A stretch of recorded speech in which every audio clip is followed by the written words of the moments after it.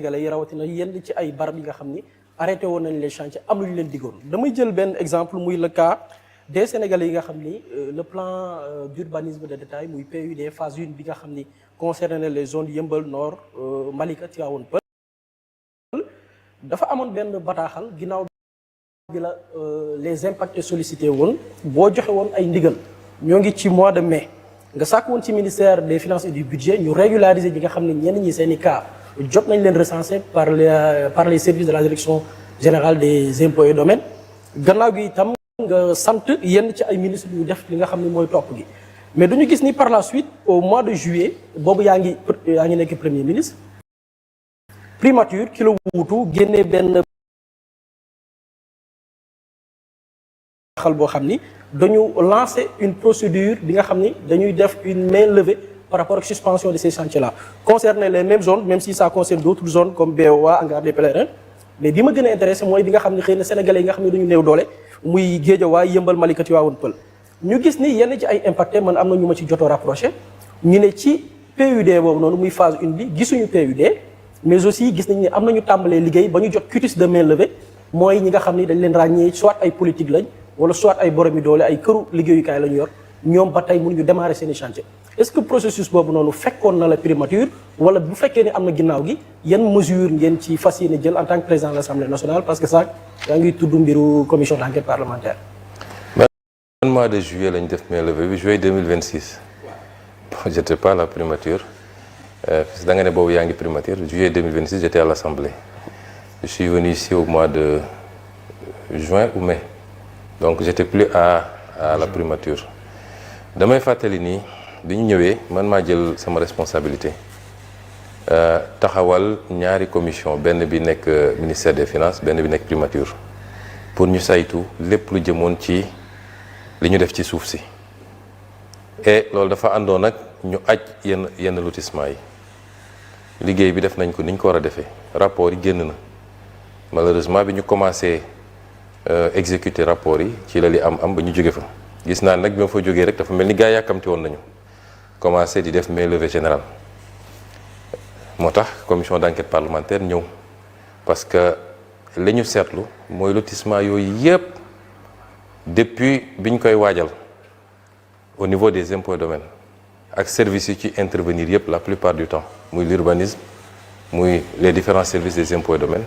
ba ni mu demee CCOD ak niñ ko génnee ba commencé séddale amu ci la à 90% respecté wul la loi à 90% dafa jalgati la loi loolu nag baax na commission d'enquête parlementaire saisiru ci paraxe bi ñu gaawantu bi ma fa jógee commencé di def ay main levée ak di bëgg a séddale mën na bokk ci li justifier ay député ne nañu gaaw def commission d'enquête parlementaire ànd ak nag am na lu ciy lënt ba léegi mooy bi ñu dajalee li ñu war a def commission d'enquête parlementaire yëpp yooyu nga tudd yëpp ci la bokk yoon li mu wax mooy da ngay saisir le ministre de la justice mu wax la est-ce que am na procédure judiciaire yu ci am moom daal nee na lotissement BOA Hangar Pèlerin ak Eogène 1 ak 2 yooyu am na benn procédure bu ci commencé au niveau du pôle judiciaire financier ba daanaka rapport bi pare na xam naa ni lotissement yooyu gars yi tegoon nañ ci bët lool nag te xam naa ne am na enjeu yu ci am mais si c'est des stratégies pour contourner it du tee lañ ci war a def dinañ ko def parce que rapport yi heureusement man j'ai tous les rapports xam naa lañ fa def lépp nag on va voir yan mesures lañ fay poser te nag kenn ku ne na xam ni lu yàggul jarul def yenn yi parce que dans tous les cas la ñu diglante woon ak Sénégal yi dañ ko def su dul tout de suite nañ ko def plus tard boo ci génnee boobu yeneen lotissement yëpp nag nee nañu amul procédure bu ci taxaw ce qui fait que les commissions d'enquête vont commencer commission d'enquête yàlla yoon da koo jox ay pouvoirs yu élargi commission d'enquête mën na entendre ñëpp tous les gens qui sont concernés directeur général simple agent ministre ñëpp commission mën na leen entendre ba ci les privés yi nga xam ne impliqué nañ ci commission d'enquête mën na leen entendre fii ci règlement intérieur bu bees bi may nañ commission d'enquête sax mu def ko des audiences publiques diffuser ko sénégalais yi xam li xew commission d'enquête mën na def des réquisitions à toutes les institutions publiques comme privées bancaires ak yëpp pour am les informations yi mu war a am commission d'enquête mën na saisir le procureur bu dee dem na ba gis ay infractions ay faits yoo xam ne susceptibles d'être qualifiés d'infraction pénale mën na saisir le procureur kon outil la boo xam ne yéex nañ koo yëkkati parce que quasiment lu justice mën a def à part àtte commission d'enquête mën na ko def te rapport am mën na continuer dem ci àtte ba ci haute cour de justice bi nga xam ne fii la nekk parce que commission d'enquête mën na constater loo xam ne concerne na ay autorités ñu voté fii résolution c'est mu dem directement haute cour de justice donc cër yu am solo la yoo xam ne assemblée nationale am na ko te dañ ko yéex a déclenché donc le non respect des PUD effectivement joxewoon na ay instructions parce que injustice baaxul c'est vrai il y a la loi il y a le code sur le domaine de l'État il y a les décrets yi fi am mais ñëw fekk ay populations yu nekk fenn depuis très très longtemps peut-être maîtriser wuñu le code comme ñeneen ñi niñ ko maîtriser xamuñu les tenants et les aboutissants nga am ay hommes d'affaires yoo xam ne parce que am nañu leurs entrées et leurs sorties wala ngemb na ay politiciens ngemb nañ leen wala sax ñuy prête non ay politiciens ñu xëy rek fa nga yaroo màggee fa ñu ne la dagg nañu fii fépp léegi diw am na ci nangami hectare diw am na ci nangami mètre carré yéen ñi fa dëkk gisu leen dara neew ñu ñooñoo ko moom neew ñu ñoom lañ ko war a jox yépp mais xanaa kay nga am noo organiser ba am may leen un peu d'espace de respiration léeg-léeg ñu dagg ba aire de jeu sax du am foofu fu ñu mën a defee lieu de culte sax du fa am yooyu dafa war a jeex ci Sénégal bi ñuy bloquer affaire yi loolu bokkoon na ci lu tax soo jëlee Wakam c'est un village traditionnel yàgg nañ joytu ne amuñu sax aire de jeu bu ñu mën a defee benn stade pourtant am nañu équipe bu demoon ba première division joxewoon naa fi instruction pour que li ñu leen bëggoon jox éogène ñu mën koo jot mais bi ñu demee ba gis ni éogène am na problème à la fois physique et juridique dafa ne ancienne piste bi am na benn 10 hectares fi ne woon ma jox instruction ministre de l'urbanisme ne leen xool leen foofu nu ngeen fay génnee 2 à 3 hectares pour que ñoom ñu mën a am bërëb bu ñu tàggatee yaram kon yooyu il faut que ñu koy intégrer dans la dimension les commissions d'enquête parlementaire ci sujet bi di sujet foncier bi comme tous les autres sujets dañ ci def seen liggéey boobu mat sëkk incha allah da ngay gis suñu ne commission d'enquête parlementaire ay nit di wax rek soi-disant société civile ak yooyu ñi naan na justice saisiru en fait dañu bëgg a protéger ay nit parce que loi dafa ne dès que la justice se saisit la commission d'enquête est dessaisie léegi nag ñoom su ngeen fàttali ko en 2024 bi coow li amee fii avec le conseil constitutionnel ñii naan corruption am na ñii naan corruption amul assemblée dafa voté résolution fii pour def commission d'enquête parlementaire mais il y avait une plainte boobu moo bloqué lépp kon ñii di wax soi-disant société civile yu demee noonu dafa am ku leen di wax loo am na ay nit ñu bëgg a protéger moo tax ñu naan nañ ko jëlee ci assemblée yóbbu ko justice mi ngi fi boobu ba léegi deful liggéey bi wala saisiruñu ko pour mu def ko wala amul élément yu mu ko defee li ne ci loxoom it ma nga fi depuis boobu ba léegi déggaguñu ay conclusions wala des renvois wala non-lieu donc assemblée nationale yoon bi jox compétence justice moo ko jox assemblée nationale ku nekk ak nag réewam ak fi mu yem et c'est pourquoi le travail sera fait pour le foncier pour patrimoine bâti bi nga xam ne dañ ko saax-saaxee nu mu leen neexee bi may nekk fii député 2017 laa bind ay questions écrites immeuble boo xam ne askan wee ko moom yoon ne pour nga jaay joxe ko il faut que mu ñëw assemblée nationale ñu voté ab loi ay nit jóg joxe ko nu mu leen neexee immeuble yi ñi ñu wër yëpp dañ ko joxe woon am na yu ñu ci jot a récupéré bi may nekk premier ministre avec SOGEPA yu bëri récupéré nañ ko am na yoo xam ne France noonu la demee ñiy def loolu ils ont violé la loi ba ci li ñu war a def ci wàllu lempo gi parce que yàgg naa wax fii ni ay milliards et milliards ci exonération yoo xam ne warut ak ci yeneen ak yeneen ay remises gracieuses ay autorités di violer la loi di joxe lu leen neex loolu il faut ñu xool ko donc loolu mooy les commissions d'enquête parlementaire donc ci foncier bi comme ci yeneen yi ba ci licence de pêche yi ba ci un étudiant un ordinateur nit ñi jàpp ne dañ ko diriger contre x y ci ngay dégg ñu naan les gens utilisent l'Assemblée nationale pour régler des comptes. Oui. D'accord. Pour régler des comptes il faut que compte am d'abord premier débat bi mooy li ñuy wax compte mooy am na lu nit def am na lu defu ba pare kon loolu moo waroon am d'abord. Ensuite Assemblée nationale constitution ak règlement intérieur nga xam ne loi organique la moo ko ne am nga sañ-sañ ci loolu. am nga sañ-sañ ci loolu te ñun protégé wuñ ci kenn nag ku ci bokk Pastef ak ku ci bokk feneen. La preuve am na benn ci commission d'enquête parlementaire yi c'est sous notre régime biñ koy dugal fii j'étais premier ministre te jàpp naa ne ñu ko dugal parce que opposition la man lañ ci doon viser certainement parce que jàpp nañ ni laale naa ci bi ma ñëwee fii laa ko dugal man maa ko dugal en bureau ñu valider ko majorité accès parce que su majorité ne woon d'accord moo du dem. ñun ñoo am majorité tout le bureau 2 opposants ñoo ci nekk li ci des yëpp waa Pastef lañ kon ñun amuñu ci diw Massamba ak Mademba cas bu nga xam ne cas bu suspect la ñu am ci loo xam ne des débuts d'éléments la nañ ci def commission d'enquête parlementaire. Et justement par rapport au bâtiment bi nga xamante ne Boury mi ngi koy wax tout à l'heure bi nga yegsee juste après bi ñu nga nekkee premier ministre bu Sénégal daanaka dogal yi nga jël bokk na ci arrêter tous les chantiers. Le secteur du BT a été très affecté. Pendant 2 ans, presque le secteur du BTP est à terre. Est-ce que c'était une décision bien réfléchie? xalaat nga ko bu baax. Non, loolu bloqué wul le secteur du BTP. Le secteur du BTP loolu bloqué wu ko parce que amul kenn koo xam ne yor nga ay kayit en règle. Parce que man le travail que j'avais demandé ça a duré quelques mois. Après la ñu commencé di libérer. di joxe les quitus ma joxe instruction waa DGESCOS ne leen ku remplir les critères ma génne benn circulaire ne ku remplir les critères ku ñëw andi papier bu wane ni moom terrain bi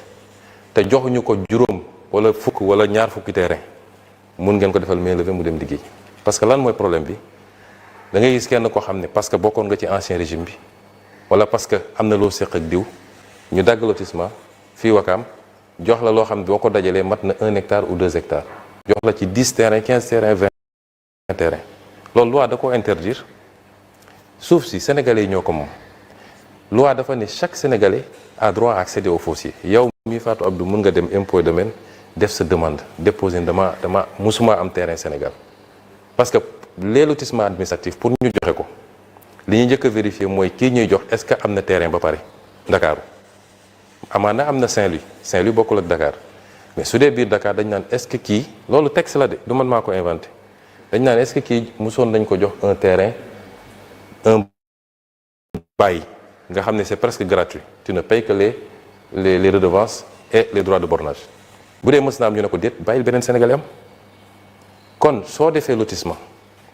am na fi ay hommes politiques du ma tudd tur ñoom rek jox nañu fa loo xam ne mënoon na sedd 20 25 30 Sénégalais ñu jox leen ko loolu ça pose problème man leen donc képp koo xam ne mi ngi ci lotissement bi benn attribution la am vérifier ngeen première attribution am la def leen mainlevée mu dem tabax këram wala mu dem tabax immeuble am su dee opérateur mais les doublons ñi nga xam ne dañ leen joxaat leen léeg-léeg ñu def ko ci turu benn société mun ngeen ko libérer benn yi ci des bloqué leen ko ñu récupérer ko redistribuer ko Sénégalais yi nga xam ne amuñu terrain amuñu kër kon loolu mooy liggéey bi ñu def loolu mënul bloquer le BTP mënul bloquer liggéey bi peut-être que dafa am un ensemble li wax ko BTP moo xuri ñeneen ñi mooy on a hérité d'une situation économique extrêmement délicate le programme avec le FMI est suspendu parce que fii loo fi mënti wax tamit l'essentiel des activités tourne autour de ce que l'État libère État bu amee problème rek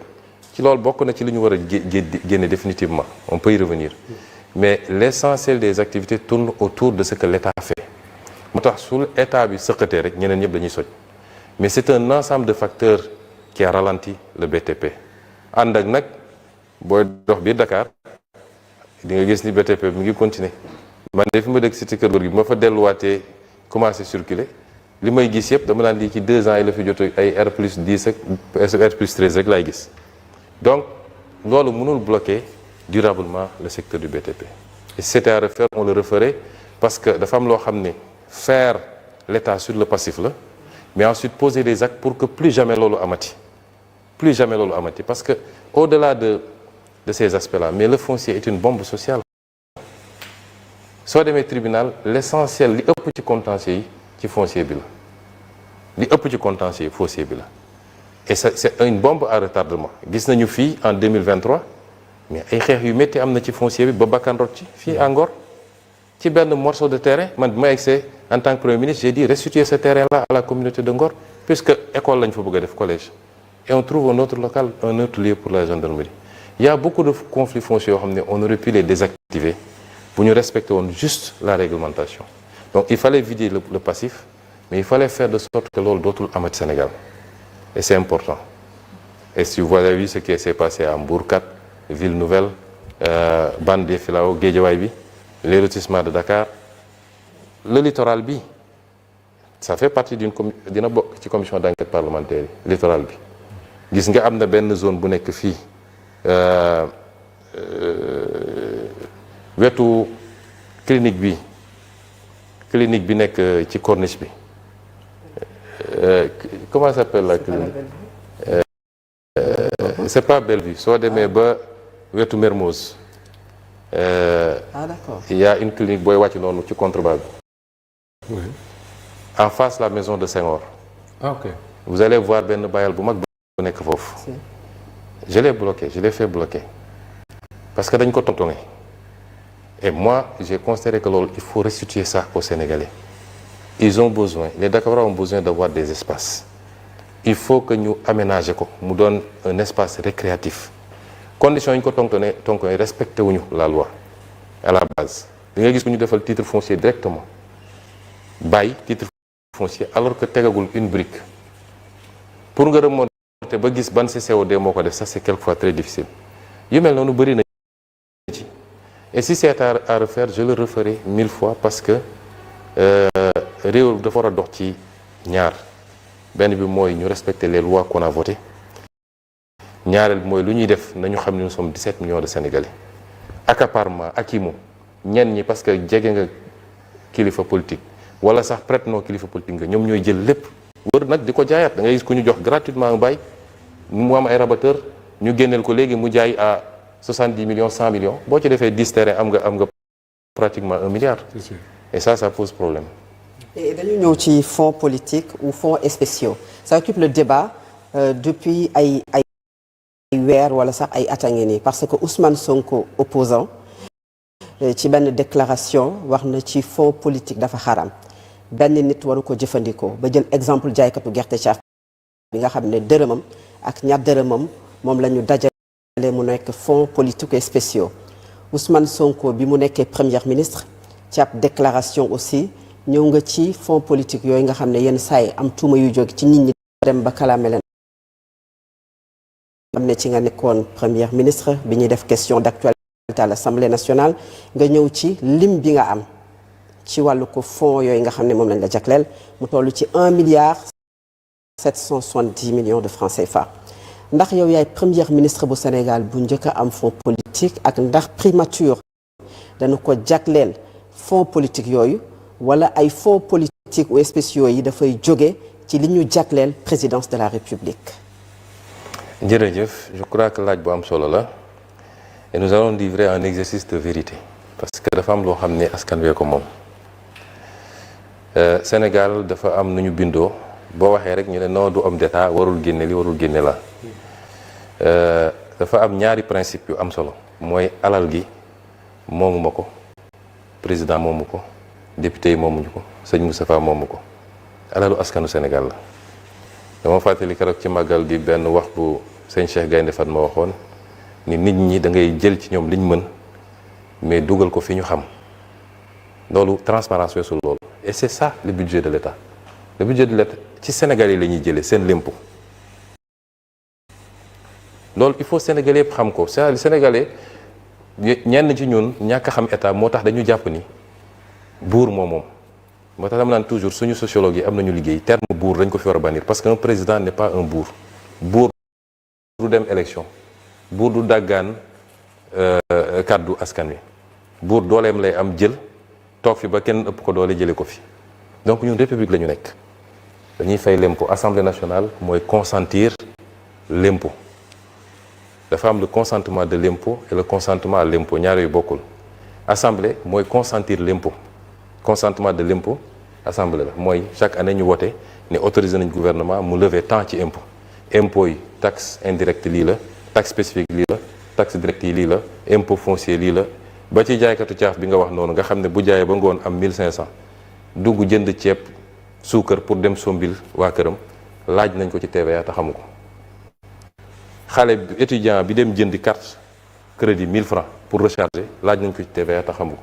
te li ëpp ci impôt bi mooy li ñuy wax l'impôt indolore parce que c'est un impôt indirect mooy TVA les impôts directs suñ la andilee kayit ne la da nga war a fay tant impôt foncier di nga ko yëg wala suñ la daggalee ci sa bulletin de salaire yéen ñëpp salaire yi ngeen di nga ko yëg mais am na impôt boo xam bis bu ne nga fay ko te yëgoo ko te 80% presque suñu impôt ci loolu lay jóge kooku amul ko ci mucc yelwaankat bi sax mucc ci ndax bu yelwaanee ba ngoon su duggee jënd dara day fay l'impôt kon premier bi mooy laaj nit ñi li ñu mën mais dugal ko fi nit ñi xam loolu mooy transparence ñaareel bi mooy notion homme d'état ou femme d'état barki dem damay déglu benn vidéo bu sëñ Cheikh Tidiane si doon wax ne léeg-léeg dañuy wax ni waxu biir néeg waxu biir kenn du ko yóbbu ci penc ba mu ne waaw ndokk ci bu mu dul mbirum penc mi mbir mu concerne penc mi yëpp lu concerne penc mi yëpp il faut ñu teg ko ci penc mi kon da nga laaj ci mbirum fonds spéciaux je crois que suñu jógee fii lu bëri dina leer ci chronologie bi nga laaj da nga laaj ndax damay wax d'abord fonds spéciaux fan la jóge ci suñu programme ñun suñu programme bi ñu duggee politique 2014 la ñu commencé wax ci li jëm ci sénégalais dañu doon wax caisse noire oui caisse noire li tax ñu ko wax caisse noire mooy lu kenn amul visibilité c'est noir dafa lëndëm fonds spéciaux li tax ñu naan caisse noire mooy yoon moo ne kenn du ko contrôler kenn du ci rendre compte kon dafa lëndëm bi ñu commencé politique la ñu ne lii du yoon xaw ma man démocratie bu tax ñuy wax démocratie boo xam ne am na 1 centime bu ne ci budget bi te kenn du ko contrôler amut ñu wax ko suñu programme commencé ko wax ci émission yi ku remonté samay émission bi ñuy door politique di nga ko fa gis bi may présenté sama livre en 2018 en tant que candidat fii place de l'Obélisque ñu laaj ma ci fonds spéciaux yi ma wax ci wax ji dañ koy dagg nag moom yow sax xam nga ko dagg tuuti yem ma ci ne araam na dama ne bu dee dañuy voter nit ay crédit nga am sañ-sañu def ci lu la neex te doo rendre compte bu la neexee nga jël ko jox ko say mbokk bu la neexee nga dugal ko ci néeg sotti pétrole taal loolu araam na parce que xaalisu jàmbur la mais bu dee nag dafa am ay secteur cim réew yoo xam ne yu sensible la xam nga doo espionner naan Sénégal bind na temps ci budget parce que day espionner un pays étranger réew moo gis am na ay services de renseignement partout dans le monde mais doo ko bind ci budget am na xeetu ngànnaay yoo xam ne doo ko bind ci budget soo koy jënd loolu am na ci réew yu nekk mais dañ ko war a contrôler buñ ko contrôler dagan na buñ ko contrôler wul ci man araam na ma wax loolu ñu dem ba ma nekk candidat 2019 ci suñu programme ma bind ko ci lan la ñu bindoon dañu ne nous supprimerons les fonds dits politiques et les remplacerons par des fonds spéciaux votés à l'Assemblée nationale pour les opérations ultra sensibles telles que l'armement, les missions secrètes par exemple.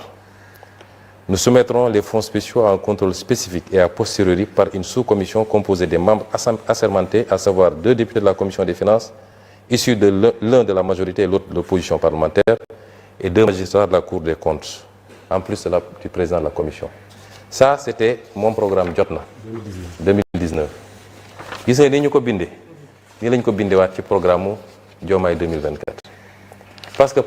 suñu programme Jotna mooy programme Diomaye 2024 daanaka amul lu ci soppiku kon lii dafa dépasser la personne de Diomaye ou la personne de Sonko. Ça concerne le parti Pastef ak li muy bëgg-bëggam ci transparence parce que li tax sénégalais yi bëgg Pastef lan la mooy lu ñu yaakaar ci ñun transparence njub moo tax ñu bëgg ñu. alors loolu mooy premier élément bi ensuite ñu ne il faut ñu contrôler ko boo demee fu mel ni France am nañu ay fonds spéciaux président de la République France amul fonds spéciaux du gérer fonds spéciaux primature moo am fonds spéciaux en France ñoom bi ñu doxee ba ci yàgg dañ ne mënuñu jël et le premier ministre ne gère même pas les fonds spéciaux c'est son secrétaire général qui gère les fonds spéciaux en réalité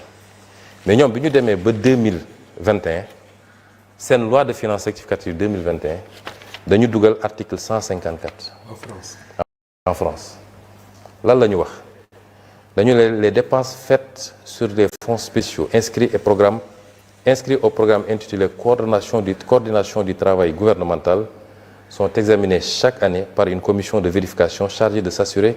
que les crédits sont utilisés conformément à la destination qui leur a été assignée par la loi des finances. Les services destinataires de ces crédits tiennent compte d'emploi des fonds, ainsi de suite. gudd na mais après ñu ne la commission prend connaissance de tous les documents, pièces et rapports susceptibles de justifier les dépenses considérées et l'emploi des fonds correspondants. Elle se fait représenter les registres, états, journaux, décisions et toutes pièces justificatives propres à l'éclairer au cours de ces travaux de vérification. La commission est composée de 2 députés de l'Assemblée nationale et 2 députés du Sénat. France ñooñu ëpp doole foofu ëpp ñu alal ëpp ñu ne depuis 2001 ils ont inséré dans leur loi de finances que dañu war a contrôler les fonds spéciaux et depuis lors les fonds spéciaux sont contrôlés par une commission boo xam ne day prêter serment boo xam ne elle est soumise au secret absolu mais dañ koy contrôler. ay députés ak ay sénateurs. ay sénateurs ñoo ci nekk. Ensuite nga ñëw Sénégal fonds spéciaux fonds politique fonds social ñett yooyu moo am fonds spéciaux fonds politique fonds social mais pour yooyu am il faut que mu am texte bu ko prévoir bu texte amul mënul am loolu bokk na ci li andi problème ci 16 bi ndaw soosu doon jiite 16 dafa ñëw amul texte bu prévoir fonds spéciaux pour le 16 moom mu ñëw créer fonds spéciaux boppam moo tax bi ko IGE contrôlé ñu jàpp ko ne dafa créer 3 comptes viré ci lu mat 2,136 milliards en parfaite irrégularité ñu ko koy retirel di ko jox en main propre loolu moo nekk ci rapport IGE. texte bu ko prévoir IGE bu ñëwee wala Cour des comptes duñ ko xool parce que amuñu droit bi loolu mooy andi problème bi moo tax bi ñu ñëwee man rapport IGE yi ñëw amuma ci Massamba amuma ci ma Demba ni mu ñëwee laa koy transmettre justice j'ai transmis ça n'a pas plu à tout le monde président sax bind na ma ci ma tontu ci waaye du ma dugg ci détails yooyu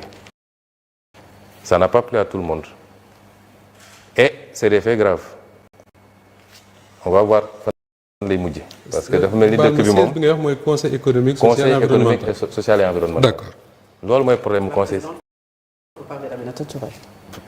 moo fi nekkoon moom la ñu ko épinglé. c'est la seule présidente. li andi problème bi loolu la. am na yeneen yi ci dugg nag mais du ma ci dugg ci détail fii ci lenn ci li may boole ak président parce que dama bëgg Sénégal yi xam ni man président politique boolewu ma ak moom. 50 000 partis loolu terewuñu nelaw li ñu boole yi nga xam ne mooy le fondement de notre action politique bref ensuite dama ne il faut texte prévoir ko ñu dugg ci primature balaa mi dugg ci primature ma dugg ci primature dama ne nit ñi nee nañu primature amul fonds secret c'est faux primature dafa am fonds secret boo xam ne fonds boppam la bu bokkul ak président de la République lii c'est le décret 2004-1186 portant création et fixant les règles d'organisation de fonctionnement du programme de gestion de la paix en Casamance. C'est un décret de 2004 Abdoulaye Wade moo ko signé woon. C'est important ma wax ko parce que comme ils sont toujours de mauvaise foi bu ñu nee règles d'organisation et de fonctionnement du programme de gestion de la paix en Casamance rek ñu ne gis ngeen affaire u Casamance def dafa créer fonds man mosuma créer fonds 2004 la ko Ablaye Wade jël décret bi mi ngi nii je vais vous donner le décret après parce que lii dafa war a public. lii du lu secret c'est un décret signé contresigné et publié au journal officiel. la décret bi wax il est créé au niveau de la primature un programme dénommé programme de gestion de la paix en Casamance. Le programme placé sous l'autorité du Premier ministre est dirigé par le chef du service de l'administration générale et de l'équipement de la primature. Pour la mise en œuvre de ces activités, le programme dispose des ressources publiques de l'État sous forme de crédits inscrits au budget de l'État. Il est institué une procédure spéciale de mobilisation des crédits du budget de l'État destinés au fonctionnement et aux activités opérationnelles du programme. Les fonds correspondants sont versés dans un compte bancaire ouvert auprès d'un établissement bancaire de la place sur la base d'une demande du responsable du programme adressé au ministre chargé des Finances. ñu teg ci nag te fii mooy problème bi par dérogation aux dispositions du décret numéro 2301 du 13 mars 2003 portant règlement général de la comptabilité publique, les dépenses prévues pour le fonctionnement et les activités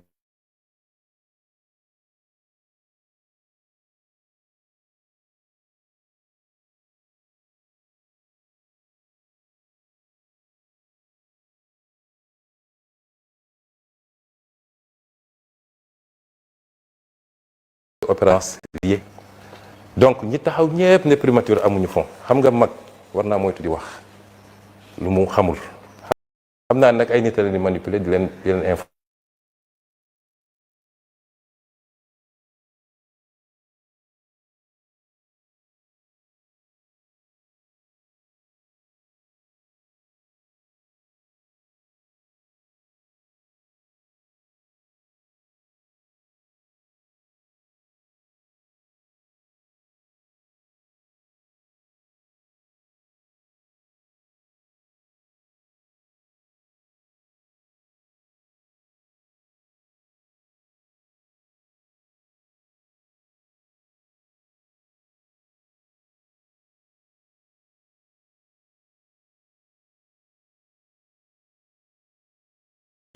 alors ñu ne léegi ni mu amee primature la amee présidence de la République lan mooy fonds la présidence de la République a un fonds de 7 milliards 956 millions te la ñuy nëbb Sénégal dañ ko war a xam 7 milliards 956 millions 296 mille 2024 fonds bi egg na 11 milliards et quelques 2024 waaw lan moo ko waral mooy bi ñu yegsee président dafa ne bi mu ñëwee fekk na ki ko fi jiitu woon vidé fonds bi yëpp kon moom fekku fi fonds lu mel noonu am na primature te dinaa ci ñëw loolu tax li assemblée nationale proposé am solo bañ yu mel ni amati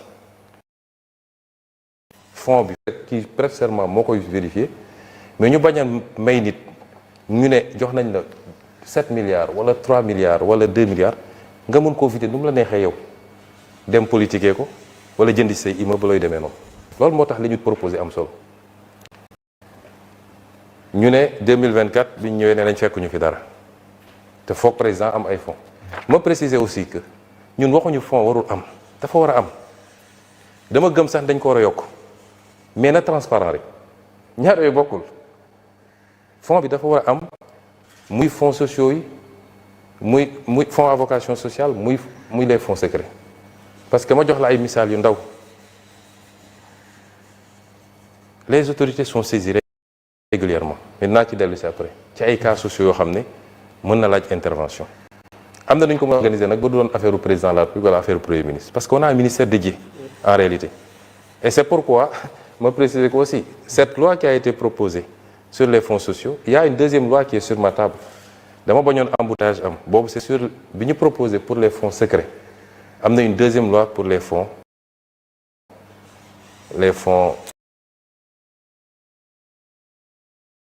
spéciaux les fonds sociaux du moins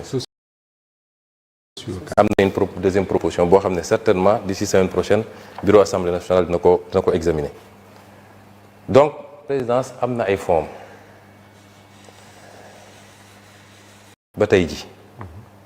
ñi ne amul woon 2012 il y a eu 2 milliards 960 millions sur l'année 2013 1 milliard 930 2014 540 millions 2015 2 milliards 028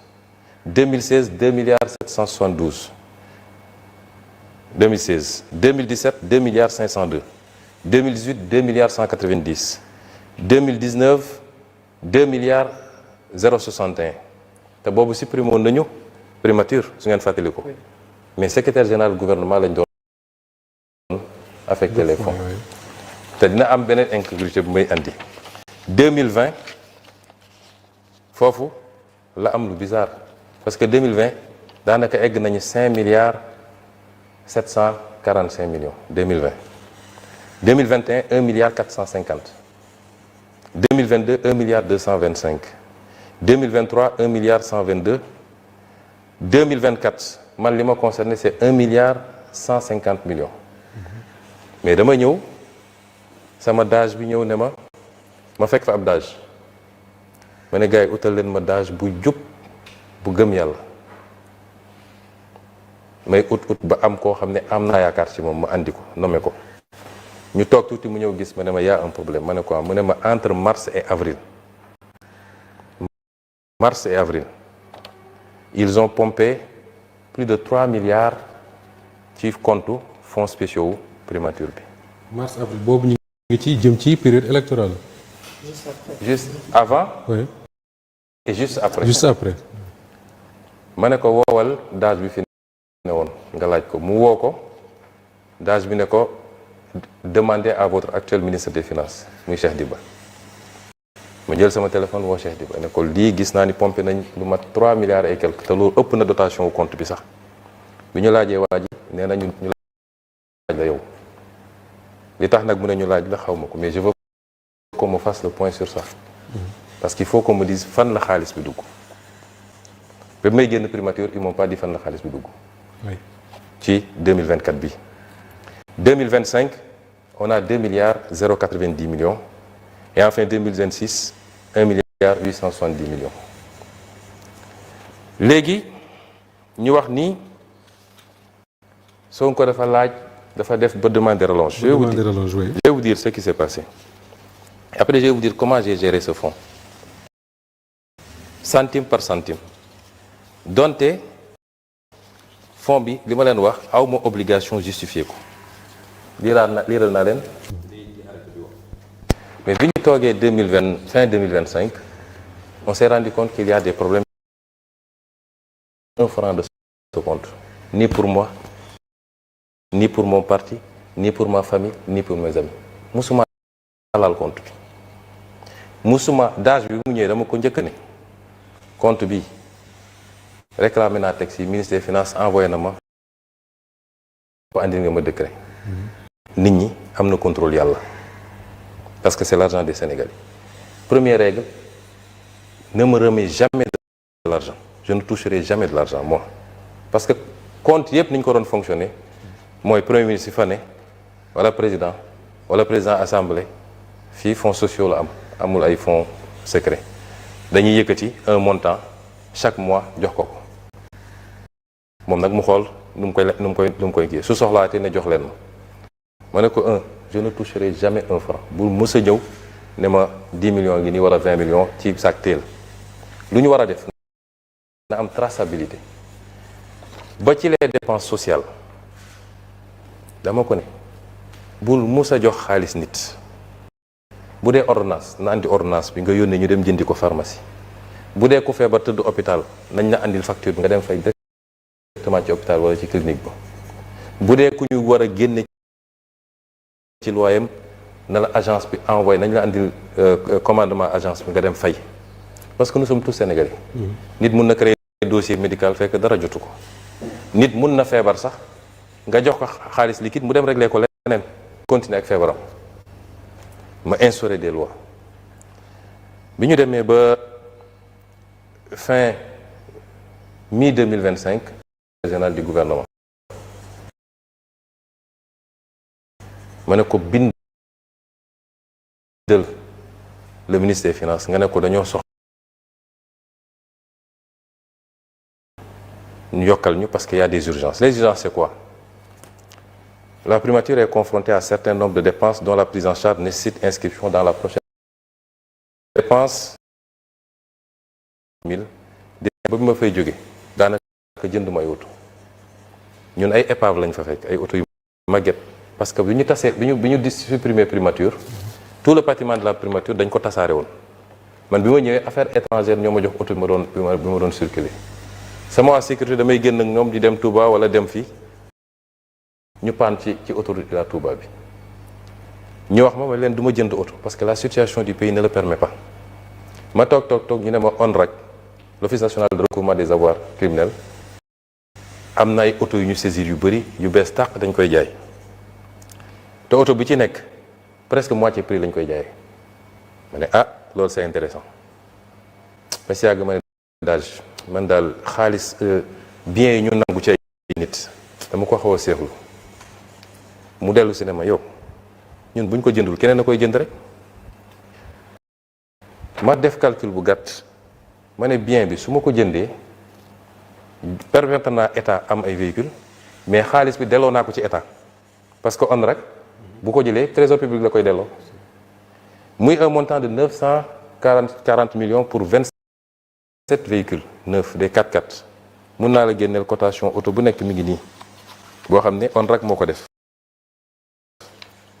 man leen léegi passer par les procédures ba ñu am li ñu war a am yépp ils sont passés par les procédures ñu am délibération conseil d'administration ONRAC bi ñu notifié ñu ko ci la ñuy doog a jël oto yi pratiquement bi may jógee primature la ñuy livrer oto yi jotuma ko sax séddale muy 927 millions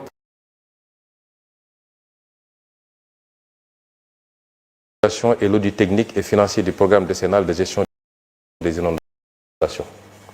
100 millions liés à la prise en charge des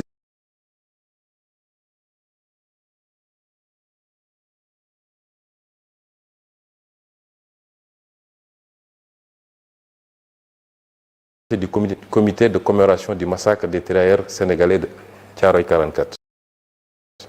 Et enfin 300 millions destinés aux travaux de remise aux normes du building administratif récupéré. C'est ça li ñu demandé augmentation amu ci dërëm boo xam ne te lépp ay facture la bu ñu jógee ci loolu ma wax leen léegi les fonds de la primature dama wax le daal donte kenn du ko contrôler dama bëgg mu am traçabilité tey je lance un défi dégg naa ay waa société civile ne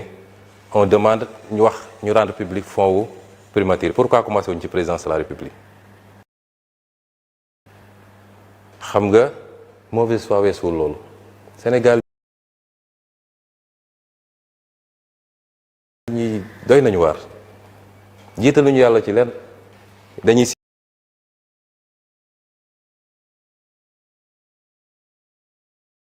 bëgguñu ko parce que man aw maa fee rek ñoom en réalité man fricoté wu ma ak ñoom jëflante wu ma ak ñoom parce que moo confiance confie-moi le pays mais jàpp nañ ni ku toog ñoom ñoo war a diriger ñoom ñoo la wax naka ngay yore réew mi loolu nag ce sera pas avec Ousmane Sonko loolu tax nga gis seen il ne me supporte pas mais tant mieux mais ku naan kay tu veux la transparence sur les fonds commencez par le plus gros fonds et je lance un défi ici dernière année les fonds de la présidence les fonds de la primature ñu ñëw ñu andi IGE wala Cour des comptes mu càmbar ko je serai le seul à justifier chaque centime fan la dugg dégg ngeen fii ñu bëri bi ñu leen ne fan nga jëlee xaalis dañ ne dama doon gérer ay fonds gérer fonds taxul nga am xaalis parce que fonds bi donte ne nañ duñ ko contrôler mais dafa am lu ko jublu woon mooy na dellu ci njëriñu askan wi c'est pas pour nga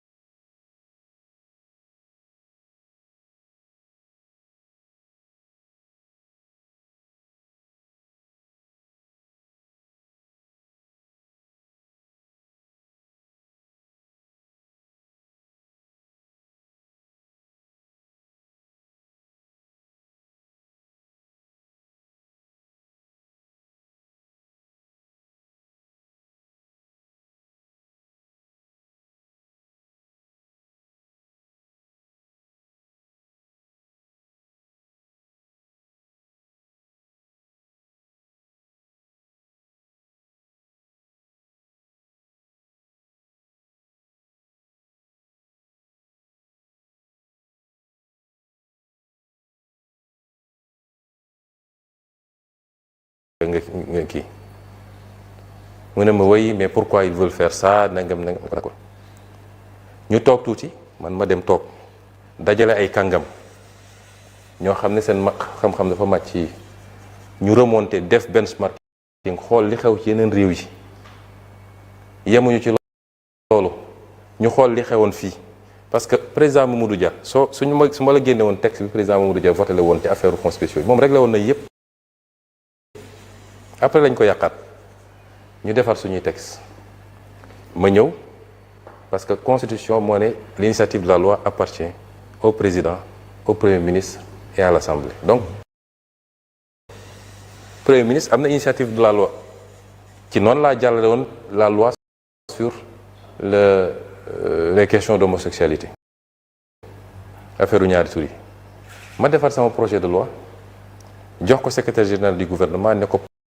programme ko ci conseil des ministres bi di ñëw président bi mu jotee programme bi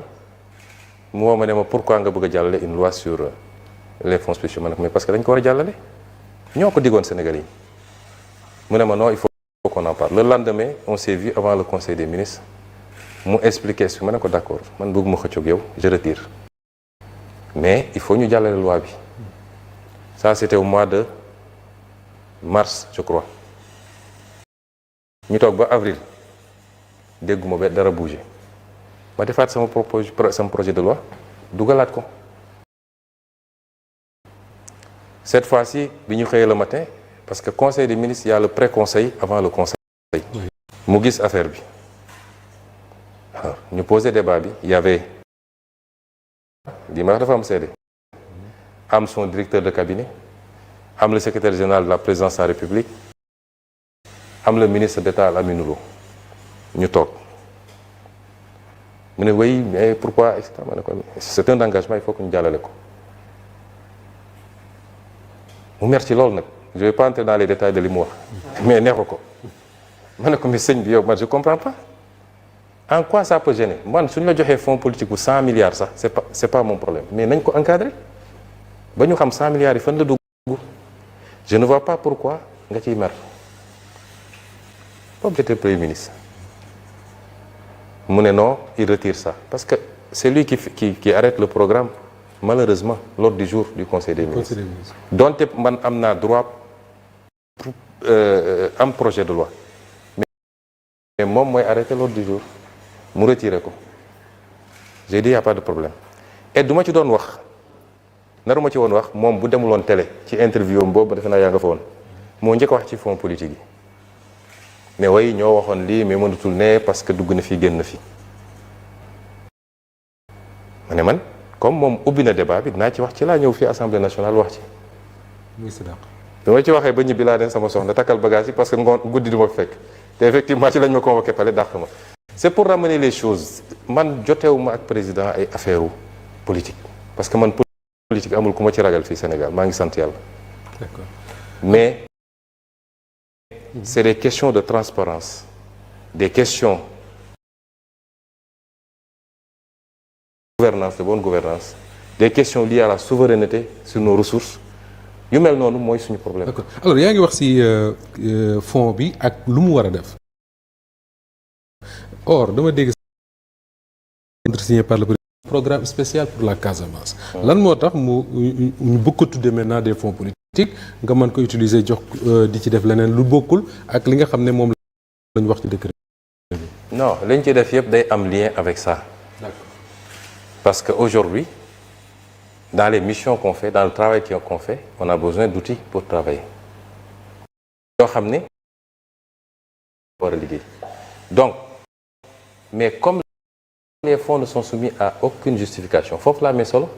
Tay suñu installé woon la commission bi ñu bëgg fii ne léegi dañuy justifier problème dootul amati. Et dans la loi, on a dit le président ne gère plus les fonds. Il fait un décret de répartition. Encore que li ma demandé wu ma ko ci fonds boobu. Je t'ai dit qu'à la primature, on a 3 fonds. On a le fonds d'aide, le fonds de secours et les aides et secours.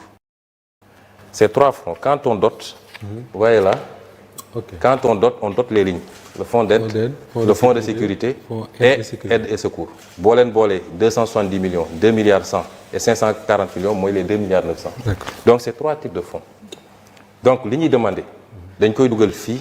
wala fële dans l'un de ces fonds. Mais moi je me suis toujours évertué à ce que chaque centime soit justifié. D'accord. léegi li gën a jaaxal nit ñi mooy ci benn période yaa ngi doon tëkku képp koo xam ne dafa wax ne da nga am fond te gis nañ ne si mujjantal ga yow ci sa bopp yaa ko révélé ndax loolu dafa amoon loolu stratégie amalgame la dafa am ñu ne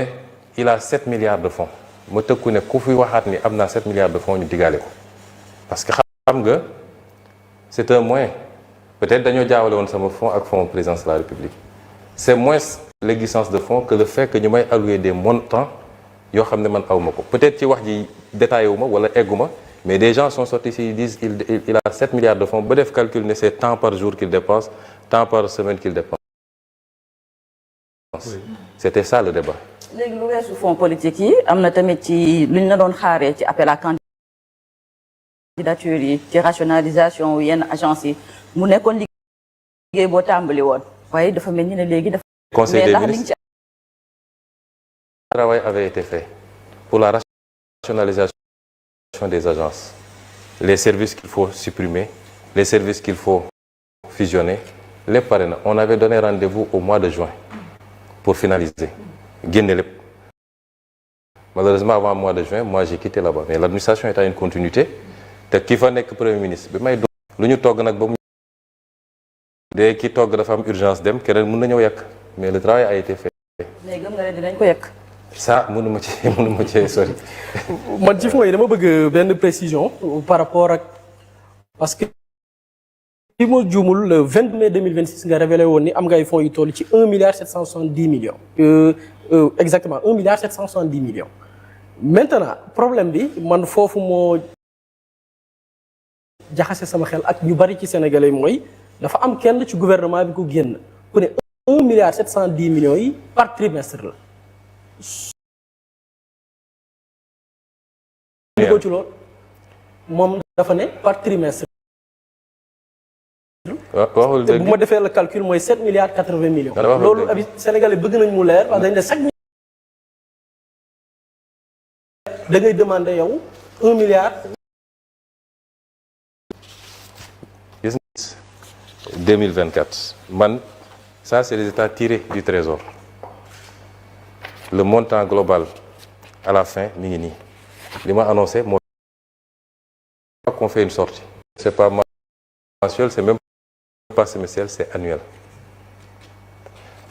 désintoxication bi nekk ci dëkk bi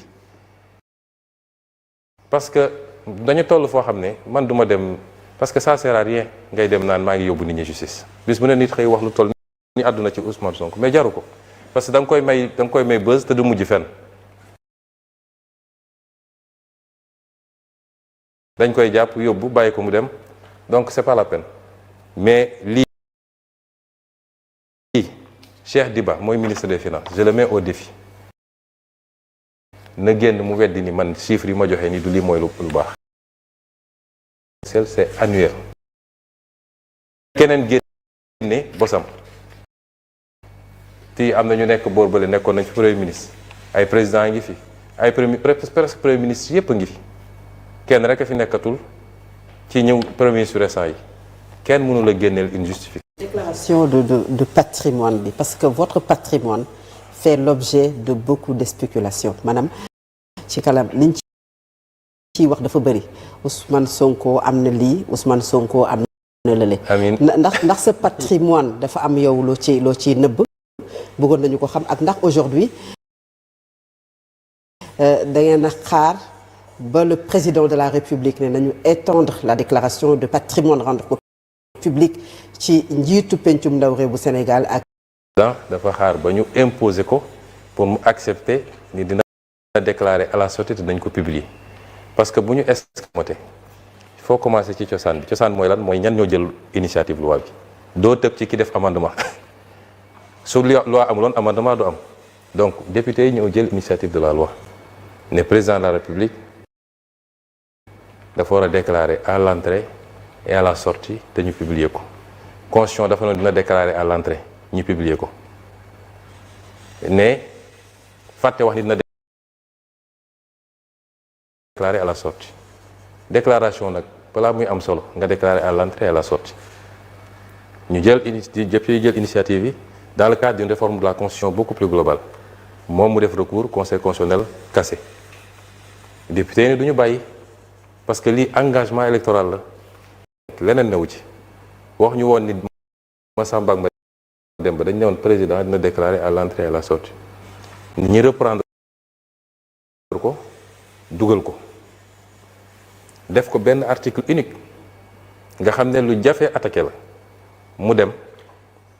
peut-être ci ñàkk pexe ñu ne d'accord nañu mais nañ ci dugal premier ministre et président assemblée nationale gars yi ne leen d'accord nañ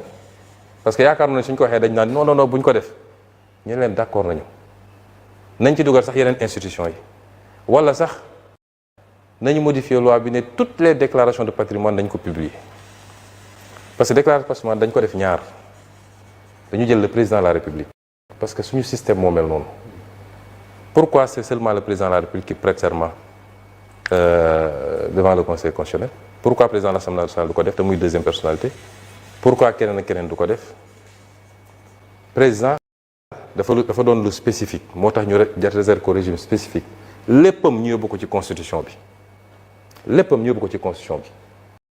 ñeneen ñi ñu yóbbu leen ci yeneen loi ñeneen ñi dañuy déclarer à l'entrée et à la sortie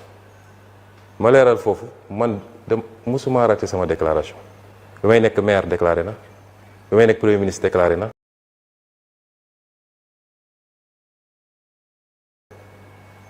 bi may nekk assemblée nationale musuma raté déclaration sama déclaration mi ngi fii OFNAC man amul lu may nëbb su loi ne woon OFNAC day publier dina publier loolu question de loi la te gëm naa ni gis nañu ni problème am na donc loi boobu dinañ ko modifier li jaadoon mooy la ñuy modifier ci président nañ ko modifier ci constitution bi les députés étaient en train de travailler pour li ñuy modifier pour les autres ñu modifier ko ca loi wu déclaration de patrimoine pour les autres loolu moo jaadoon mais ñoom jàppoon nañ ni bu ñu nee ne ñëpp déclaré rek ñun dañ naan comme peut-être dañoo am lu ñuy nëbb nañu tëj ñu leen ay wax tout de suite d'accord nañ kon à partir de maintenant ñaari waratul am nañ ci exécutif ak majorité bi kon recours warul am président warul def recours majorité parlementaire du ko def et j'espère que opposition bi du ko def parce que gisuma ban intérêt la am pour def ko une saisine du conseil constitutionnel par le président. àjjuma bi may jóge fii jotuma une correspondance du conseil constitutionnel mais saisine warul non loolu c'est sur les fonds spéciaux. Oui, les fonds spéciaux. Mais c'est pas dit. Exactement. donc dama ne recours warul am te ñoom xam nañu seen i pexe même bu ñu deful recours mun nañu jaare ci yenn député opposition yi ne leen def leen recours xam nga defoon nañ ko ci sama réintégration fii dem référendum warul am te moom président neen day dem référendum léegi yow da ngay woo peuple bi ne leen lan est-ce que d'accord ngeen man ak président assemblée ak premier ministre ñu déclarer suñu patrimoine à l'entrée et à la sortie te ñu publier ko loolu di nga ci woote référendum def ci 10 milliards ou 15 milliards. léegi bu ñu dee def référendum du loolu kese peut-être y aura d'autres questions. oui mais bii lu ñu voté la ba pare yàqul beneen référendum bu ñëw mais bii voté nañ ko ba pare te sera voté à la majorité absolue donc ñaar yooyu waratul am ku ko def rek mooy yaa ngi bëgg a tappale. D'accord. maintenant man sama patrimoine amuñu dara luñ ciy nëbb sama patrimoine mooy li gën a transparent xam naa ni ça fait fantasmer beaucoup de gens ndeysaan loolu ñu ngi koy wax tey su ñu ne woon OFNAC am na habilitation pour publier mon patrimoine mën nañ ko publier man amu ci problème je ne suis pas riche daanaka dara aw ma ko pauvre non plus. je suis pauvre même je suis pauvre de. nee nañ dafa bëri. dara aw ma ko man sama patrimoine ma wax la fii sama salaire moo ci nekk salaire bi ñuy fay fii ma bloqué woon ko te amoon ci yéene bu eggee benn montant ma jox ko les victimes loolu moo nekk ci sama patrimoine kër gi ma am fii cité kër góor gi yéen ñëpp xam ngeen ni dama ko joxe donation samay soxna ak samay doom dem devant notaire ñu def ko ñu dem muté ko au niveau des impôts et domaines benn kër googu laa am te signalé naa ko ci sama déclaration de patrimoine mais nekkul sama tur. am na ñaari sagaru oto yu ma déclaré man sama patrimoine loolu la aw ma ay milliards aw ma ay centaines de millions. yàlla mi ma tiim. loolu mooy fantasme loo nit ñi nag jàppal bàyyil Ousmane ak léegi mënoon naa ko génne d'ailleurs man publié woon naa sama déclaration de patrimoine. je me suis appauvri même bi ñu ma dàqee fonction publique 2016. lenn lu wuteeg lii ma wax nii kenn ku ko mën a génne rek j'arrête la politique. je les lance un défi dañu dem génne leneen lu Ousmane Sonko am bëgg naa nag am ay milliards moom wax dëgg yàlla waaye ci ngor ak njub parce que dama bëgg dimbale ay nit jaamu ci yàlla su ma sañoon dina am alal bu bëri waaye yàlla mayu ma ko pour le moment mais maa ngi dund alhamdulilah. am na ay questions yu bari yu des suñu kanam te waxtu mi ngi ñuy dàq bu baax a baax ñu bëggoon wax ci wàllu dette relation Sénégal ak FMI ak renégociation yi ñu fi annoncé woon ñëm ci wàllu yenn am yi réew mi am les ressources naturelles. alors am na ñu bari ñu jàpp ne diggante Sénégal ak FMI ak Banque mondiale fan yi ñu ngi commencé di jëflante waat wala. waaw newoon nañu Ousmane Sonko moo tere nit ñi liggéey Ousmane Sonko dem na depuis 3 mois gisaguma ñu lancé fi dara Banque mondiale moo fi ñëw Banque mondiale yàgg na fee ñëw man ñaari at yi ma nekk Premier ministre recevoir naa Banque mondiale 3 reprises moom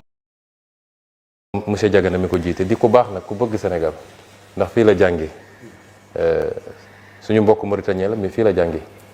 bëri fi ay mbokk bëgg Sénégal bëgg a jàppale Sénégal ma koy rendre hommage ici lii ñu wax nii yëpp waaw moom toute la délégation de la Banque mondiale lii lépp dañ ko waxtaanoon ba tënk ko Banque mondiale musul dem FMI moo suspendre programme Banque mondiale suspendrewul benn programme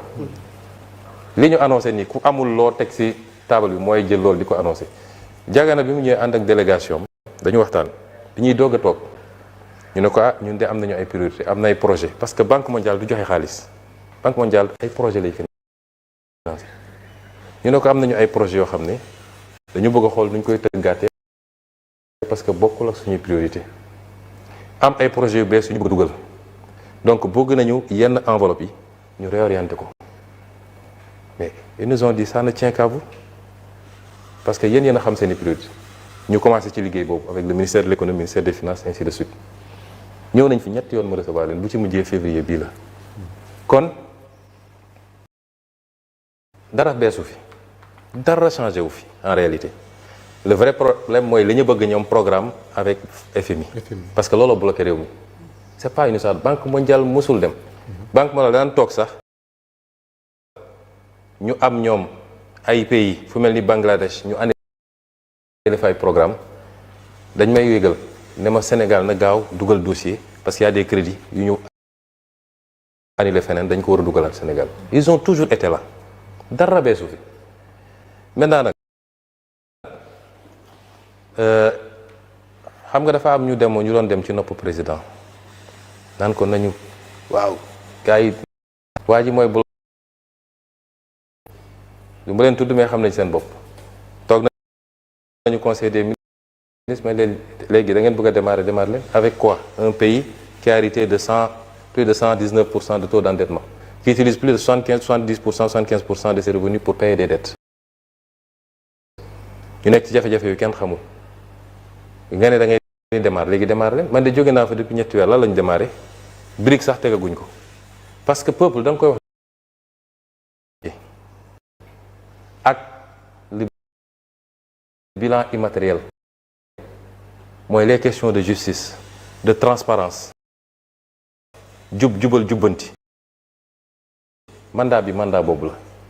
leneen loo ci mën a def nga commencé ko mais ne mun naa def des choses extraordinaires ci mandat bi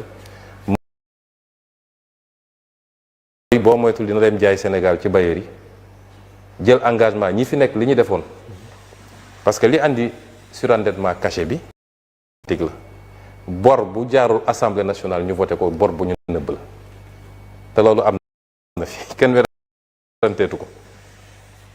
bor boobu li ko andi mooy bëgg a def ay bilan tout de suite pour am troisième mandat foog ma yëkkati ay immeuble Diamniadio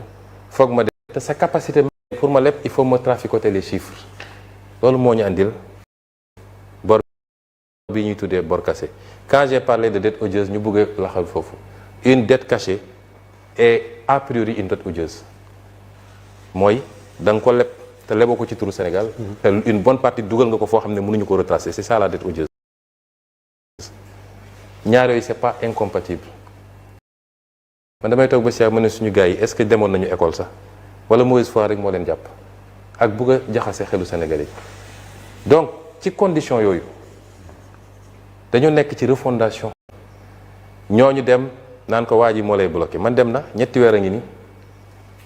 ça va de mal en pire te suñu buggee dugg ci yenn yi dinañ nangul FMI loo xam ne baaxul ci réew mi dinañu nangul ay bailleurs loo xam ne baaxuñu ci réew mi dinañu tay la ay intérêt Sénégal pour bëgg a coûte que coûte def man bi ma ñëwee dama leen ne peuple mooy jël destin en main man peuple Sénégal laa gëm su may gouverner je gouverne avec le peuple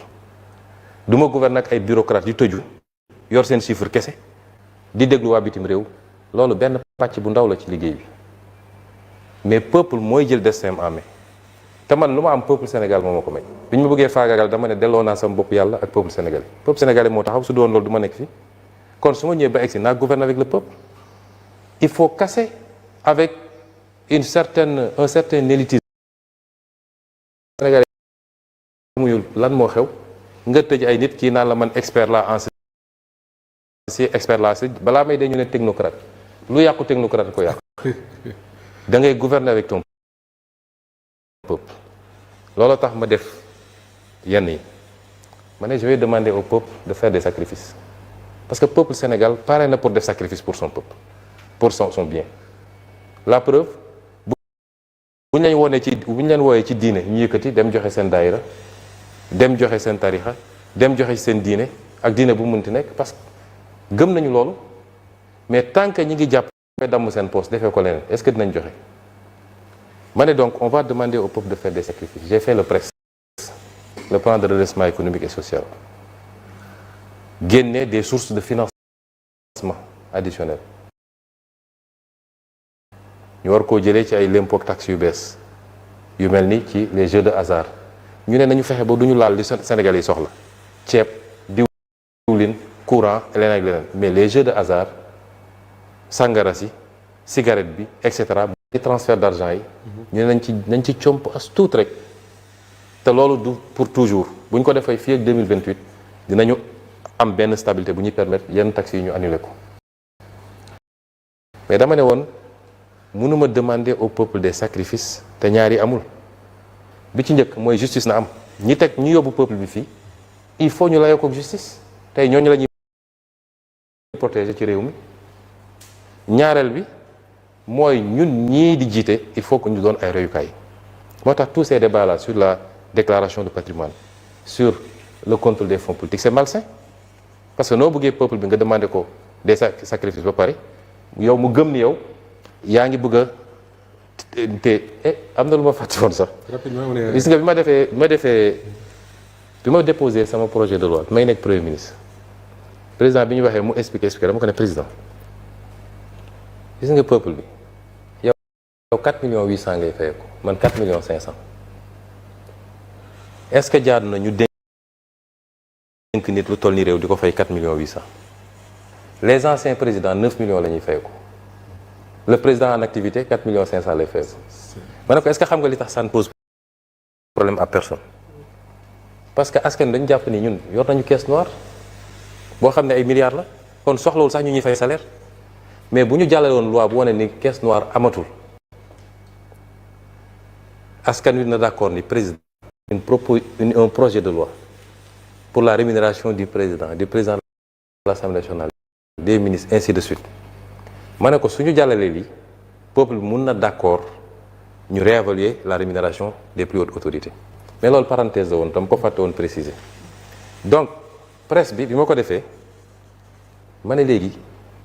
pour ñu demander au peuple des sacrifices il faut que ñun ñu njëkk a wone exemple yi mais peuple bu toogee gis ni boobu ba léegi ñu ngi leen naan dafa am ñu leb xaalis bu dul jaar rek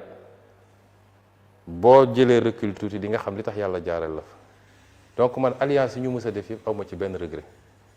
am naa ci nag expérience bu ma tiré mais aw ma ci benn regret parce que c'est cette somme là qui a fait de Pastef ce qu'il est aujourd'hui moo jox Pastef doole bi mu ko jox moo tax sénégalais yi xool ba gis ni fii benn parti bu constant lañ fi gis ci doxalinam ci jëfam ci waxam ak ni muy doxalee ku mu ànd ak parce que Pastef musul trahir nit musu koo def Pastef am na générosité sédd mais wàññiwuñu dara parce que yàlla booy def ngir yàlla rek yàlla moo lay fay lu ko ëpp moo tax man du ma nekk ci non maintenant on tire dem nañu élection législative en 2024 fàtte bu ko fàtte Pastef am na nu mu demee ci élection tekkiwul ni am na ñoo xam ne bokkul ci ñun te pourtant ñu ngi woon ci liste Pastef gis nga fii bruit bee fi bëri rek mais 80% ou 90% ñi fi wax ñi fi yor sax ndomb tànk bu desoon lu dul dem élection bu leen Pastef ne ñëw leen ma dugal la sama liste nga nekk candidat bi keneen ku leen woo duñ la wuyu parce que dañuy xam ni xeex bi du am te ku jàkkaarloog Pastef mun nga gagner waaye xeex bi day métti kon du ma détailler fii suñu stratégie mais retenez que incha allah on est en train de se donner les moyens pour gagner toute élection à venir. adhésion maanaam ñoo xamante ne dañu jóge Pastef dem Kiraay dañu gis ne ñenn ñi dañ leen di génne ci groupe WhatsApp yi des coordonnateurs également sont changés ou remplacés même dans certaines localités ki nga xam ne nag moom la olof di wax ndayu mbi ligi muy le président de la République Bassirou Diomaye Faye membre du parti Pastef président du parti Kiraay moom ban décision la ci Pastef di jël. waaw mais sàcc bu dara yàqu di nelaw loolu moom xam nga ba léegi gisagoo une décision officielle du parti au sommet d'exclusion de quelqu'un base yi nag ñoom xam nga base yi ni ñuy fonctionner gisagoo ñu bureau bi réunir ne diw exclure nañ ko ñu saisir conseil national loolu mooy procédure yi defaguñ ko ñeneen ñi nga tudd ñëpp c'est pas spécifique au président de suñu procédure ne leen suñuy exclure nit on constate sa démission de jure ou de facto bureau bi de réunir constaté ko ñu saisir le conseil le conseil national ñu valider ko ça c'est pas spécifique au président Diomaye ñeneen ñëpp defaguñ ko pour ñoom maintenant base bi des mécanismes conservatoires nit bu bokkatul doo ko bàyyi sa groupe WhatsApp mu dégg li ngay def di ko joxe ji ça c'est des mécanismes des trucs des mesures conservatoires certainement mais c'est pas spécifique à lui-même maintenant de facto suñu texte li mu wax mooy munoo bokk Pastef bokk beneen parti loolu suñu texte wax liñ ci war a def nag nañ ko def. Alors pour conclure cette émission parce que waxtu bi jeex na takk Ousmane Sonko fii réew mi toll jafe-jafe yi mi ngi fii Assemblée nationale mi ngi ci lim nekk président de la République ma nga ca lam nekk mais est-ce que yaakaaroon ne intérêt réew mi tey mooy yow président de l'Assemblée ak le président de la République ngeen toog ci jataay waxtaane réew mi ak fan la jëm ci weer yi ñu jëm. mais loolu ça dépend du président. ça ne dépend pas de moi. su dee wax institutionnellement ci réew mi institutionnellement xam nga dialogue des institutions mi ngi am tous les jours dafa am ci wàllu politique damay toog ba si ak reetaan jàpp ma ne léeg-léeg ndaje seetaan na ci dàq def naa loolu la ñuy wax xam nga opposition bi une partie de l'opposition ak président ak ñi mu ànd ak lambigolo la ñu nekk ñoom opposition bi depuis qu'on est arrivé au pouvoir dañu ne bu kenn attaqué Diomaye dañ ko diw bër bi utiliser ko pour mu dal ci Sonko mu liquider ñu Sonko bu loolu amee ba pare nag ñun ñu jàkkaarloog moom parce que ñoom gëm nañ ni moom dooy leen dékki ñoom ci loolu lañ ne woon moo tax pendant 2 ans ba tey ji sax dañu am problème léeg-léeg ñu xaw a feqatiku waaye seen problème yëpp c'est Sonko ñu ne ci ndeysaan ba jékki-jékki rek ximmilu ko gis ni waa ji mi ngay jël seeni maire ñu ne nag mbir mi doy na waar ci la ñu commencé nag di wëlbati ku ne dañ koy critiquer ak di réclamer élection ak yu kenn xamul ñun nag nous sommes au balcon comme disent les jeunes parce que ñun mun nañ ñu wàññi lu toll ni tarfatayn au contraire dañ ñoo yokk ba kenn xamul fu ñu toll actuellement léegi nag ñu ngi leen di seetaan ñoom seen biir ci cadre boobu la ñu poussé peut-être président ak yenn ci àndandoom yi nga xam ne fu ñu mus a nekk yàq rek lañ fa nekkee di ko pousse à l'extrémisme soo seetee seen discours yëpp man damay xoolal seen élément de langage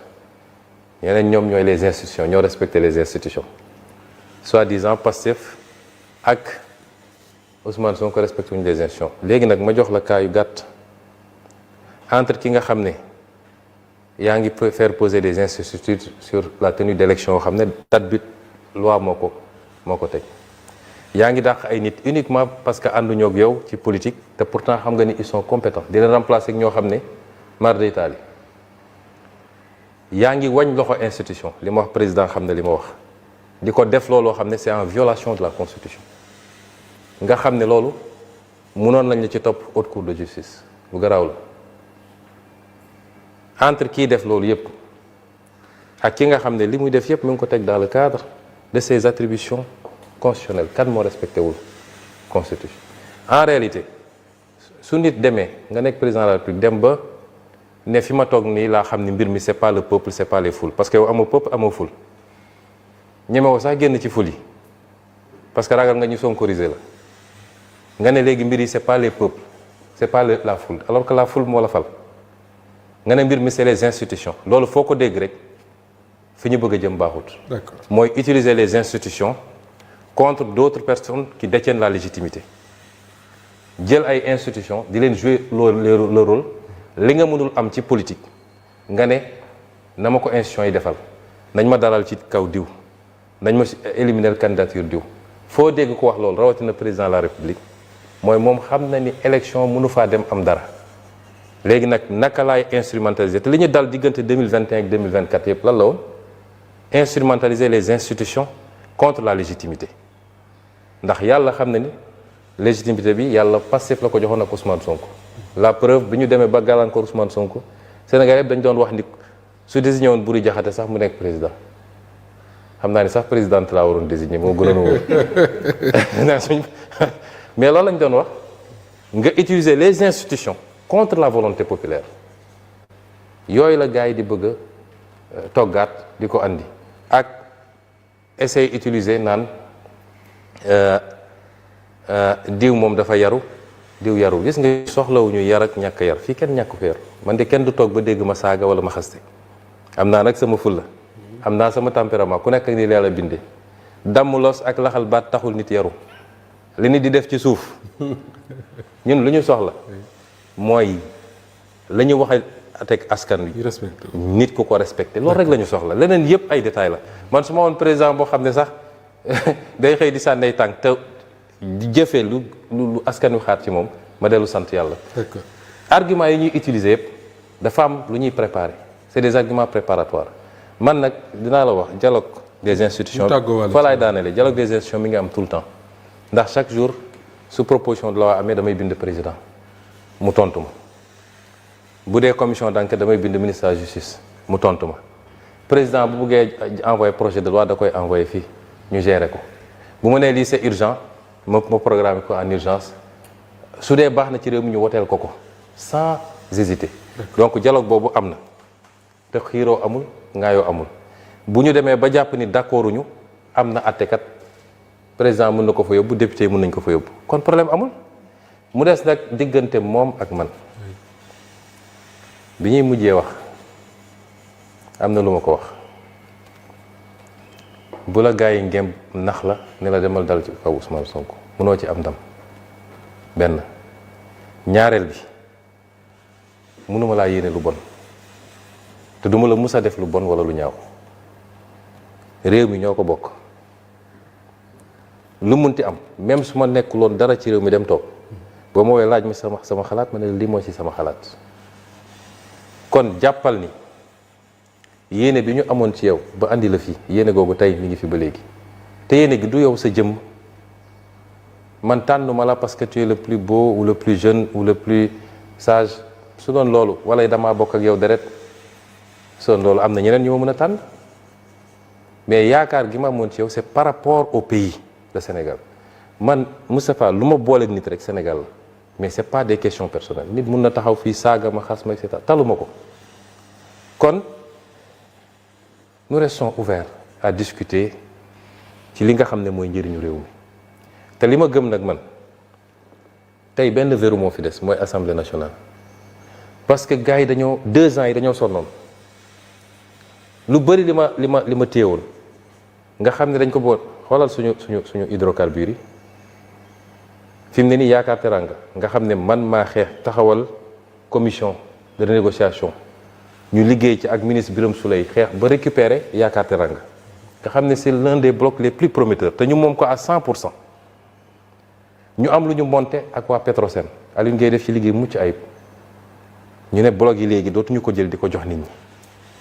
nga yor ko pendant 25 ans 30 ans mais dañ koy jox suñu compagnie nationale moom mu def montage am essayer lever une partie des fonds out des partenaires techniques société turque seen dernier bloc bi ñu am noonu la ñu def tey soo amee sa bloc téye ko essayer mobiliser des fonds mun nga am ku lay defal forage mun nga am ku lay defal plateforme mun nga am sax koo xam ne après moo la koy gérer les pays Qatar ak ñoonu la ñuy def ñun rek ñooy jël suñu bloc jox ko nit pendant 25 ans 30 ans ñu ne loolu léegi dootuñu ko def waa Petrosen liggéey ci schéma bu baax bi ma jógee primature ñu ñëw commencé ko jalgati ne léegi ñoom dañoo yàkkamti dañuy ut benn partenaire jox ko bloc bi Sénégal am ci entre 30-35% et 40%. Petrosen ñu génne ko ci lépp loo xam ne offshore bi la yóbbu ko ci onshore barki démb am na proposition de loi bu ma jot ay député bind ko envoyé naa ko président tontoogul proposition de loi bi dañu ne député yi ko bind dañ njëkk a dugal proposition de loi ne désormais le contrat pétrolier bu ñu ko signé ba pare dañ koy indi assemblée nationale pour assemblée nationale voté ko ñu andil ma ko toog tuuti dellu si waat ne ma bon lii suñ ko defee ñoom dañuy bañ dañ koy yóbbu conseil constitutionnel léegi nañu bàyyi président mooy approuvé par décret loolu moo ne ci texte bi mais ñoom ñu andiwaat beneen projet de loi ne entre la signature du contrat et l'approbation par voie de décret contrat bi dañ koy andi fii assemblée mu am débat en plénière non suivi de vote mais au moins ñu def débat peuple bi xam dans quelles conditions on donne ces envoyé naa ko président tontu xanaa kay loolu war nañ ko mën a nangu. D'accord. C'est le minimum service minimum la donc nous sommes prêts li nga xam ne mooy njëriñu réew mi ñu waxtaane ko mais li ma gëm man pendant 2 ans dañu dem ci nopp waa ji ne ko waa ji da lay bloqué waa ji moo tere bayeer yi ñëw waa ji day lor ñi sa fa tey waa ji ba ni ma fa jógee système bi yépp dellu si waat na foog ni mën nañ jël la ñu pertoon ci 2 ans yi benn bastion moo fi def mooy assemblée nationale moo tax ak lu munti am même en cas de dissolution sénégalais yi bu dee 130 députés lañ joxoon parce que dañ ko war a jox 140 parce que li mun a muccal Sénégal fii ak 2029 wallaahi yàlla mi ma tiim moo tax ma dama ko waat mooy assemblée nationale nekk ci loxo Pastef ñu téye ko téye bu dëgër bis bu ñu demee ba assemblée nationale rek ci Pastef réew mi nañ koy yàq ci lu raw liñ doon xeex avant. jërëjëf nañ ko yàq yaxeet. jërëjëf Ousmane Sonko ñu bàyyi la nga tàggoo. waaw maa ngi leen di gërëm xam naa ni entretien bi xaw naa gudd mais c'était un exercice important pour faire le tour de la question et nous restons ouverts ñun lu ñu am communication moo ñu ko may presse bi am benn problème ak ñoom peut-être y a des considérations yoo xam ne mun na tax retenue am lay demee mais ñun amuñu benn problème nous sommes là pour communiquer avec le peuple à travers tous les leviers man amu problème communication su ma doon damay def live sama page Facebook ca Sénégal yëpp dina ko seetaani ji mais je loue le travail et la qualité du travail des journalistes que vous êtes, toute la presse. L'Assemblée nationale reste une maison ouverte, c'est la maison la plus fréquentée par la presse. Absolument. Aussi bien les plénières, man sama bureau ça reste ouvert waxtam sénégalais yi ni fa laa bëgg a daanele yii suñu yitte la souveraineté moom sa bopp nag lu ñuy tabax la du luy jóge ci asamaan tous les fondamentaux yi ñu doon posé ci 2 ans yi ci loolu la transparence li ñëpp bokk ñu fexe ba gérer ko ci lu leer nañ ba kenn du ci jël lu mu ci moomut yooyu ay yitte la ci ñun c'est le fondement de notre combat politique te nag suñu bëggee Sénégal baax réew mu sa baax foofu la jaara ça ne s'invente pas, ça ne se réinvente pas kon ñi ngi woo Sénégalais yi ci loolu te di continuer insister ci jàmm wax naa ko samay militants wax naa ko Sénégalais yi provocation yi dina bëri lool parce que nit ñi ragal nañu Pastef ragal boo xam ne ci wàllu élection jàpp nañ ni fii ak ñuy egg élection il faut ñu ut nu ñu créer conditions yu amoon entre 2029 et 2023 ay li ci gën a métti mooy ay nit yu soqeeku ci ñun ñooy togg loolu léegi ñun jàmm rek la ñu woote xeexuñu xuloowuñu dóorewuñu ku ñu dóor baal nañ la ku ñu saaga baal nañ la demuñu justice sax la ñu laaj rek mooy nañu dem ci élection yi sénégalais yi clarifier les choses. d'accord Ousmane Sonko président bu assemblée nationale bu Sénégal njiital Pastef ñu ngi lay gërëm bu baax a baax àndoon tey ci waxtaan wi ak Fatou Abdou Ndiaye Solo Média Fatou jërëjëf Buri Jaxate bu Xalaat TV ak Ndeye Marème Ndiaye bu Sud FM seen rajo mbokk yi yéen ñi doon ñu déglu ci Sud FM di ñu seetaan ci Solo Média Xalaat TV Walf TV ak toutes les autres plateformes yoo xam ne mën ngeen ci doon seetaan ñu ngi leen di gërëm bu baax a baax di leen jox dig daje ba beneen yoon incha allah rabbi jërë ngeen